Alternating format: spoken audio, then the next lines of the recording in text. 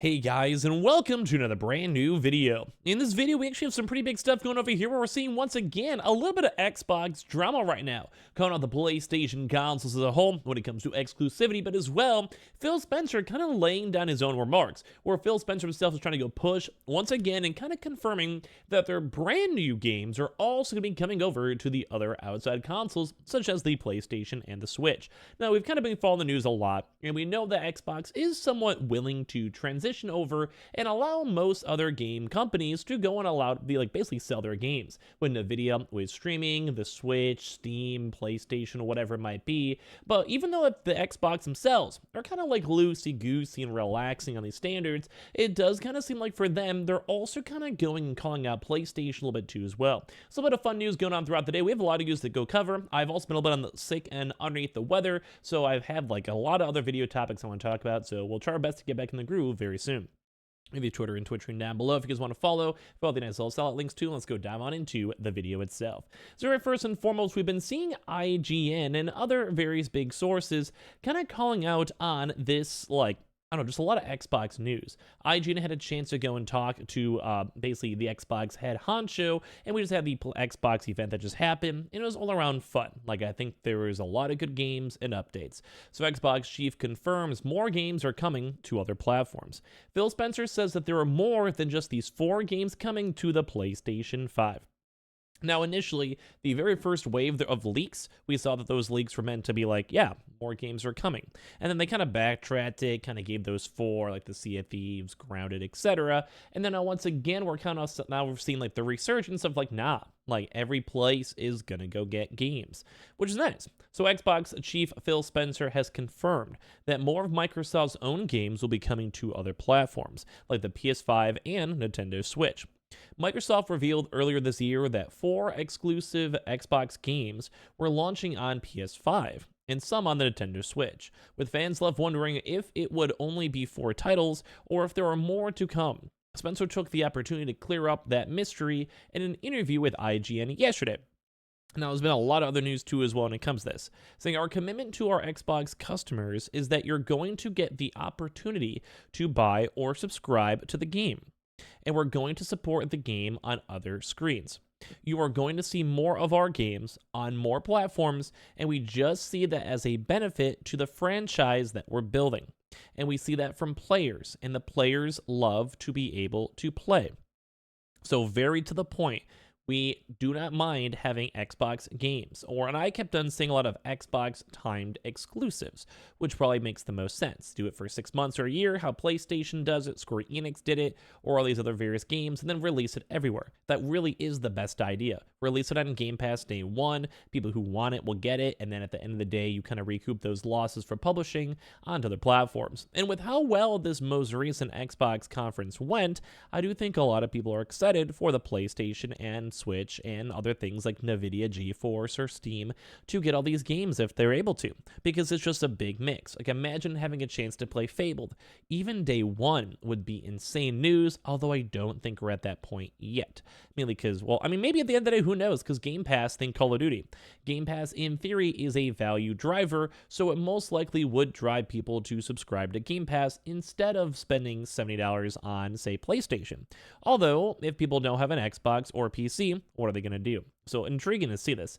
The confirmation of more games coming to rival platforms comes months after Spencer denied that there was a change to Microsoft's strategy on Xbox exclusives. We made a decision that we're going to take 4 games to the other consoles. Just 4 games. Not a change to our fundamental exclusive strategy, said Spencer in an Xbox podcast earlier this year.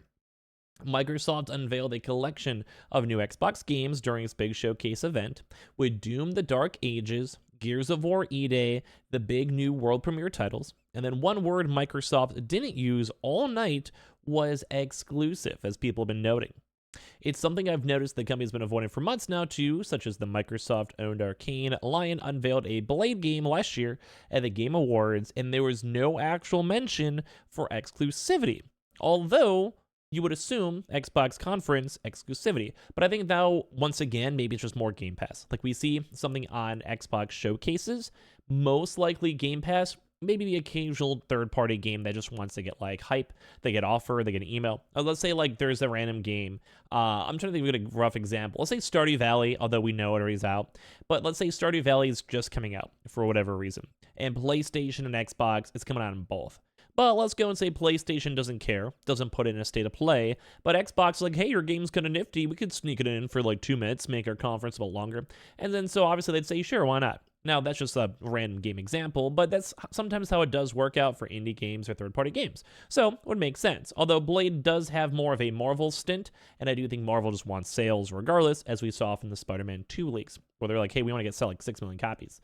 So they also had the chance to get the first look at Bethesda's new Indiana Jones and the Great Circle game earlier that year, and while Xbox and PC were confirmed as launch platforms, there was no mention of exclusivity.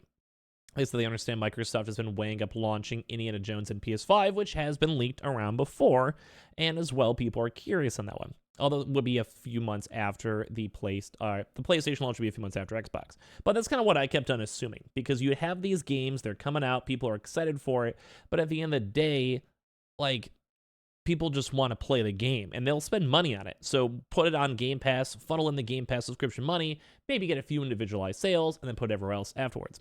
Saying after all these decisions are part of the Project Latitude inside Microsoft, a secretive project that they recently detailed as well. We talked about in our channel too on top of that one, and they also want to go and put other games, even like Sona's Hellblade, into other various platforms. But we even had basically Phil Spencer confirmed on his mouth himself.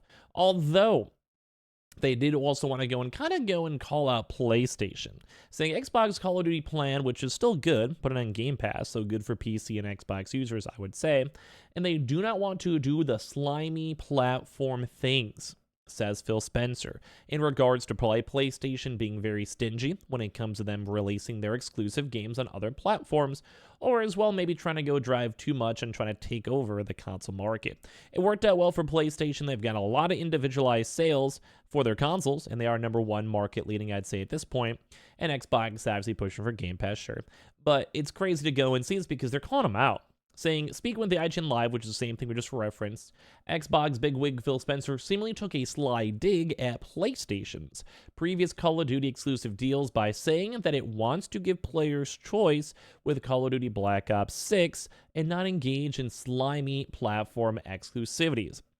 Probably for them being like, you get it PlayStation day one, Xbox Game Pass as well, we'll go get it. So basically everyone's winning. Ideally, Game Pass is such a good deal that people are going to use Game Pass instead. Who knows? Spencer's comments came as he was discussing Microsoft's acquisition of Activision Blizzard and the goal of attracting new players, with the conversion soon turning to Game Pass's inclusion of Call of Duty Black Ops 6. It's a choice. We didn't say it to anybody. You have to subscribe to play. If you want to buy Black Ops 6, that's great. It's great for us. We're going to make money. Great for the developer. If you want to subscribe, it's also great. I want to give you the choice on how to play your games and who you play with, and not try to do slimy platform things to force you to do what I want you to do. And that's basically with PlayStation. They had a lot of big drama because they'd sometimes get, like, say, for Destiny, they would go get map packs. Or they'd sometimes get early access, or even for Call of Duty, they'd have like exclusive characters and like special things that only PlayStation users can get, which is not always the biggest deal at the end of the day, mainly just because like sometimes this just how exclusivity works and contracts work. But Xbox is like, we own this stuff now. No, we don't care. We don't want to deal with this. And they are kind of sliding some digs on PlayStation right there. It really is. And once again, we are seeing Xbox be more open hands, like, hey, brothers, we can all eat. Well, we haven't seen that return so much on PlayStation. We did see that with Kena, the Bridge of Spirits, so it's not like it's not completely there. Also, MLB The Show, but it's not 100% open for everyone as of yet. So this IGN thing actually turned out pretty, kind of a lot. Like, a lot of stuff happened from this IGN article, and mainly Phil Spencer is kind of just being like, hey, we want to bring games everywhere. We want to go and bring Call of Duty everywhere. We want you to use Game Pass, yeah, but we can't force it. So right now, I think they're just trying to go and see, because this is more unique, and publishers do make a lot of money, even for things that kind of have their hands in it, like Tencent. So maybe they're trying to go push that route instead. But either way, this is a lot of big information coming over here from Xbox, and I kind of want to hear your thoughts and comments and everything down below. I still think it's good for gamers if every platform has a chance to get games, especially after the most recent Xbox conference. I do think that turned out very good and well, and I'm excited for all these games too, so the more people who can play games, I think, the better. So I'd love to hear your thoughts and comments. We're probably live up on Twitch. We're still a bit sick, hope you guys don't mind. We also have the Twitter down below. Subscribe if you guys are new, and I appreciate y'all very much for watching here in the first place.